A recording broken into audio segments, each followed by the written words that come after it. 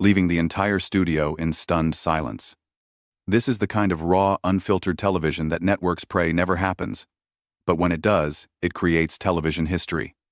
Make sure you subscribe and drop a comment below because you're not going to believe how this unfolds. The morning started like any other at the View Studios. Meryl Streep had been booked for what the producers thought would be a straightforward promotional interview for her latest film. The Oscar winner, known for her grace and professionalism, settled into the guest chair as the cameras rolled and the theme music faded. Joy Behar, sitting in her usual spot, had that familiar smirk playing across her face, the one regular viewers know means she's preparing to stir the pot. "So, Meryl," Joy began, leaning forward with exaggerated interest. "Tell us about this new movie of yours." I have to say, when I read the synopsis, I was wondering if Hollywood is just running out of original ideas these days. The other hosts, Whoopi Goldberg, Sarah Haynes, and the rest of the panel, exchanged quick glances. It was an unusually sharp opening, even for Joy, who was known for her blunt commentary. Meryl, however, maintained her composure, offering a polite smile.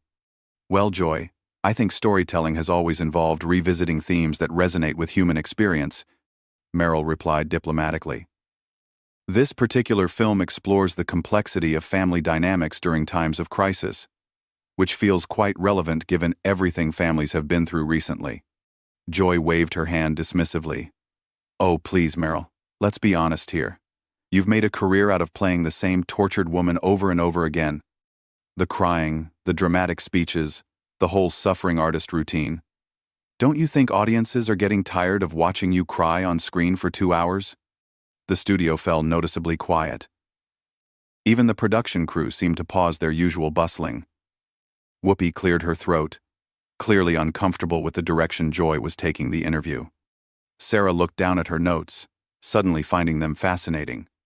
Meryl's smile didn't waver, but something shifted in her eyes. "That's an interesting perspective, Joy. I'm curious, what would you consider authentic storytelling? Because from where I'm sitting, exploring human emotion and vulnerability seems like exactly what art should do." "Authentic?"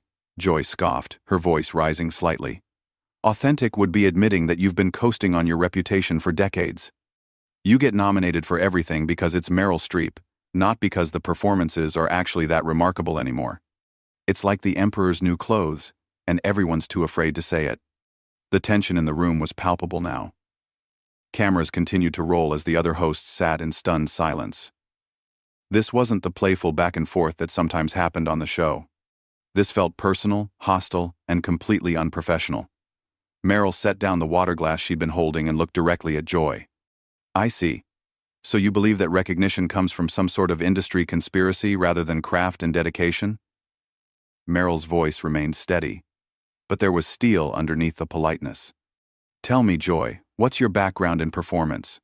What gives you the authority to make such sweeping judgments about artistic merit?" Joy's face flushed slightly. "I don't need to be a chef to know when food tastes bad, Meryl. And I've been in this business long enough to know manufactured excellence when I see it." "This business?" Meryl repeated, her eyebrows raising slightly.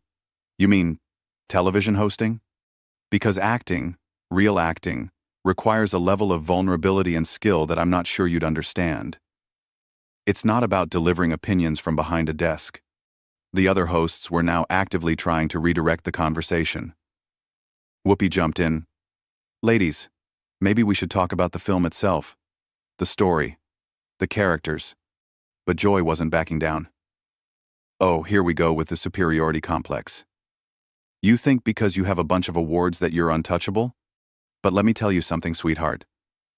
I've been calling out Hollywood phonies since before you were doing those ridiculous accents in every other movie." Meryl's composure finally cracked, just slightly. "Phonies? That's rich coming from someone whose entire career is built on manufactured outrage and uninformed commentary. You want to talk about authentic? Let's discuss what's authentic about sitting here every day, spouting opinions about subjects you clearly don't understand, while real artists are out there actually creating something meaningful." The words hung in the air like smoke. Joy's mouth opened and closed, for once seemingly at a loss for her usual quick comeback. The studio audience, which had been murmuring quietly, fell completely silent. Even the camera operators seemed frozen, unsure whether they should keep filming this career-ending moment or cut to commercial. Sarah tried desperately to smooth things over. I think what's wonderful about art is that it means different things to different people, and perhaps... No, Meryl interrupted, her voice calm but firm. I think Joy has made her position quite clear. She believes that expertise, training, and decades of craft mean nothing compared to her personal opinions delivered from a position of comfort and safety. It's fascinating, really, this idea that criticism without understanding equals insight. Joy finally found her voice again, but it came out sharper and more defensive than her usual confrontational tone. Don't you dare lecture me about understanding. I've been watching movies since before you were even thinking about acting. I know what I see, and what I see is someone who thinks she's above criticism. Above criticism? Meryl laughed, but it wasn't a pleasant sound. Joy, I've been criticized by some of the most brilliant minds in film and theater.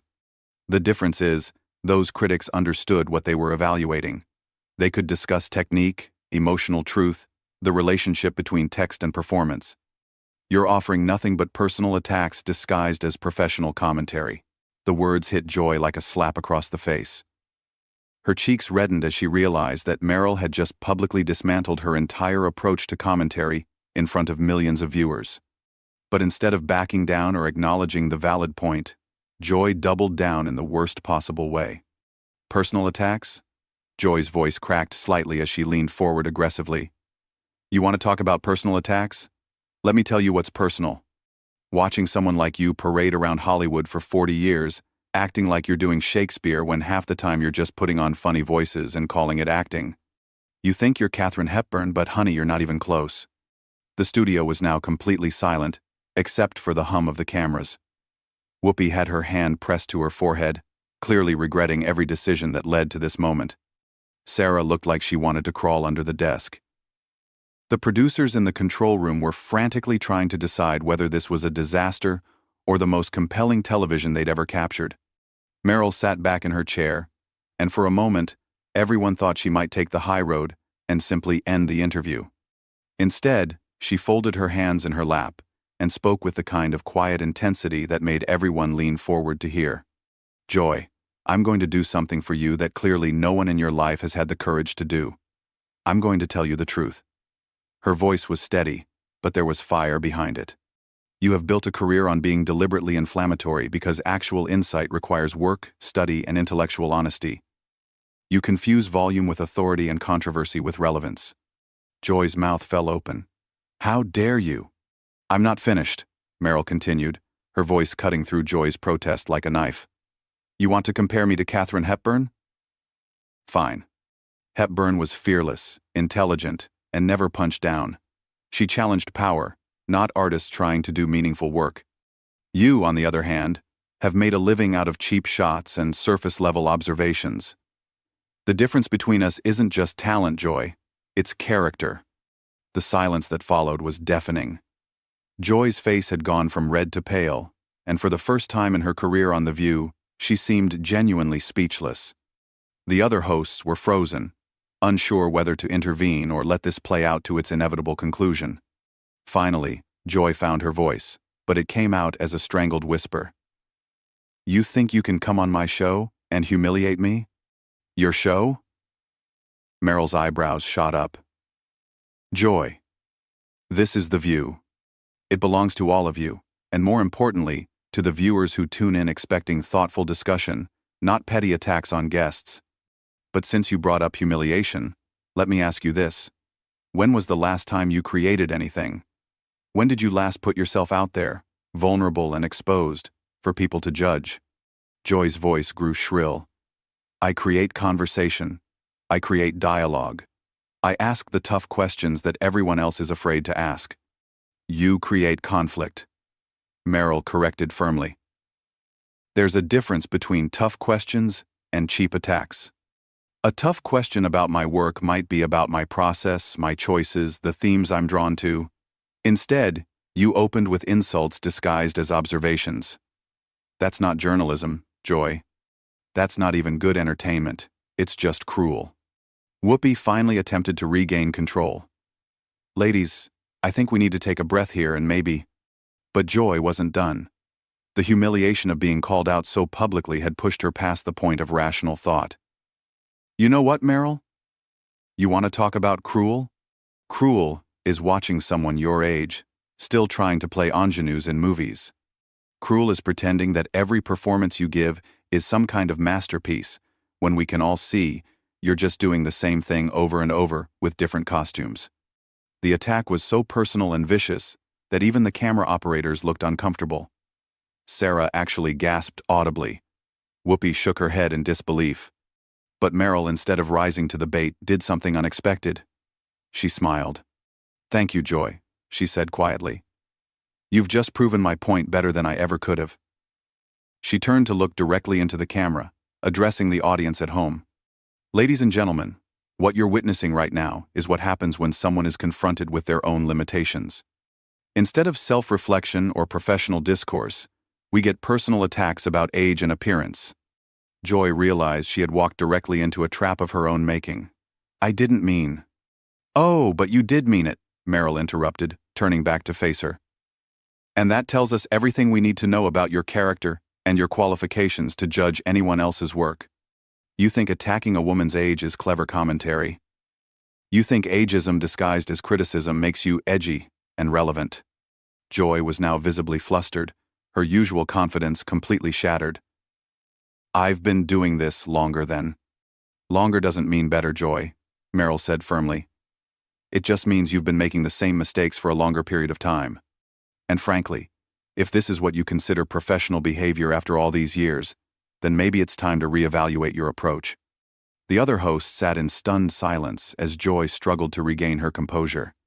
Her face was flushed, her hands were shaking slightly, and for the first time since she'd joined The View, she looked genuinely vulnerable. But instead of evoking sympathy, her previous attacks had burned any goodwill she might have received. Sarah made one more desperate attempt to salvage the interview. "Perhaps we could talk about the message of your film, Meryl, and how it relates to current." "Actually," Meryl said, standing up from her chair, "I think we've covered quite enough for today. Joy has made it clear that she's more interested in personal attacks than professional discussion, and I don't see any point in continuing this conversation." Joy's voice came out as a croak. "You can't just leave in the middle of an interview." Meryl paused and looked down at her with something that might have been pity. "Joy, you stopped conducting an interview the moment you decided to make this personal. What we have now is just you embarrassing yourself on national television while I try to maintain some semblance of dignity for both of us." The studio was so quiet you could hear the hum of the air conditioning. Meryl stood there, poised and dignified, while Joy sat slumped in her chair, the reality of what had just transpired beginning to sink in. The other hosts looked like they were witnessing a car accident in slow motion, unable to look away but desperately wishing they could. Joy made one last desperate attempt to save face. "Fine. Walk away. That's what people like you do when you can't handle real questions." Meryl paused, her hand on the back of her chair, and slowly turned around. The look in her eyes was pure steel. "Real questions, Joy? Let me show you what a real question looks like." She sat back down, but on the edge of her seat, leaning forward with laser focus. "Here's a real question for you. In all your years of television, can you name one instance where your confrontational approach actually led to meaningful insight or positive change?" Joy's mouth opened, but no words came out. The question hung in the air like a challenge that everyone knew she couldn't meet. "Here's another one," Meryl continued relentlessly. "Can you explain to your viewers why you think personal attacks constitute professional journalism? Because that would be genuinely educational for everyone watching." Whoopi tried to intervene again. "Meryl, maybe we should." "No, Whoopi," Meryl said firmly, never taking her eyes off Joy. Joy wanted real questions. These are real questions. They're about professional standards, about the responsibility that comes with having a platform, about the difference between challenging people and simply bullying them. Joy finally found her voice, but it came out weak and defensive. "I'm not a bully. I ask tough questions. Sometimes people don't like that." "There's the problem right there," Meryl said, shaking her head. "You think being disliked for asking probing questions is the same as being disliked for being needlessly cruel. They're not the same thing, Joy. One is journalism, the other is just bad behavior with a television contract. The cameras continued rolling as Joy struggled to respond. Her usual quick wit had completely abandoned her, and she looked around the table desperately, hoping one of her co-hosts would come to her rescue. But Sarah was staring at her hands, and Whoopi looked like she was calculating how many more minutes until commercial break. "Let me give you an example of the difference," Meryl continued, her voice taking on the tone of a teacher addressing a struggling student. A real question might have been, "Meryl, your latest film deals with themes of resilience in the face of adversity. Given your long career, what have you learned about finding truth in difficult emotional territory?" That would have been challenging and substantive. Joy tried to interrupt. "That's not." "Instead," Meryl continued, "you chose to open with insults about my career trajectory and suggest that my success is somehow fraudulent. That's not journalism, Joy. That's not even good gossip. It's just mean-spirited noise designed to create conflict rather than understanding." The devastation was complete. Joy looked around the table one more time, but found no support, no lifeline, no way out of the hole she had dug for herself. Her voice, when she finally spoke, was barely above a whisper. "I've been doing this for years. I know how to conduct an interview." Meryl's response was swift and final. "Joy, knowing how to do something and actually doing it well are two entirely different things. You've been talking for years, but that doesn't mean you've been communicating effectively. There's a difference between having opinions and having insight, between being provocative and being productive." Sarah made one final, desperate attempt to salvage something from the wreckage. "I think what's important is that we can have different perspectives and still respect." "Respect," Meryl repeated, turning to Sarah with a sad smile. "Yes, that's exactly what's been missing here. Respect for the craft, respect for the guest, respect for the audience who tuned in, expecting thoughtful discussion rather than a verbal ambush." Joy's last shred of dignity finally snapped. "You think you're so much better than everyone else, don't you? You think your little speeches make you superior?" Meryl stood up again. But this time her demeanor was different. There was sadness in her eyes. Disappointment rather than anger. "Joy, I don't think I'm better than anyone. But I do think we all have a responsibility to be better than our worst impulses. Today, you chose to give in to yours. And now you're trying to make that choice my fault." She gathered her purse and turned to face the camera one final time. "To the viewers at home, I apologize that what should have been a conversation about storytelling and art became something much uglier. That wasn't my intention when I agreed to come here today." Joy made one last pathetic attempt to regain control. "Well, maybe next time you'll think twice before coming on a show where we ask real questions." Meryl paused at the edge of the set and delivered the final blow with devastating calm. "Joy, the tragedy isn't that you ask difficult questions. The tragedy is that you think what you did here today qualifies as asking questions at all. Real journalism requires curiosity, preparation, and respect for both your subject and your audience. What you did was none of those things." As Meryl walked off the set, her heels clicking against the studio floor, the silence that followed was deafening. Joy sat there, her face pale, her hands trembling slightly, the full weight of her professional humiliation settling in. Whoopi looked directly into the camera with an expression that said everything about how the show's veteran host felt about what had just transpired. "We'll be right back," Whoopi said quietly, and the cameras finally cut away, leaving Joy alone with the consequences of her own behavior and the knowledge that millions of viewers had just watched her get completely dismantled by one of the most respected actresses in the world. The confrontation was over, but the impact would be felt long after the cameras stopped rolling. Joy Behar had picked a fight with Meryl Streep and lost in the most public and devastating way possible, proving